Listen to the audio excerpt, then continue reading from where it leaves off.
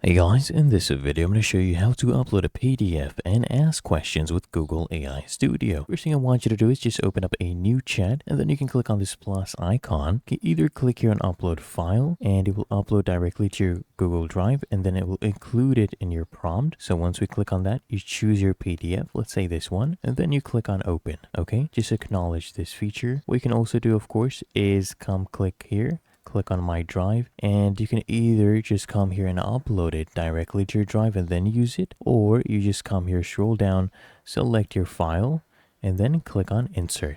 The same process, and then you type in your prompt. Let's say, what is this PDF about? And then you just hit on run, and we've asked our question, and Google AI Studio will give us our answer based on that PDF. And there you go, it has analyzed the PDF and given us our answer. And that is how to upload a PDF and ask questions with Google AI Studio.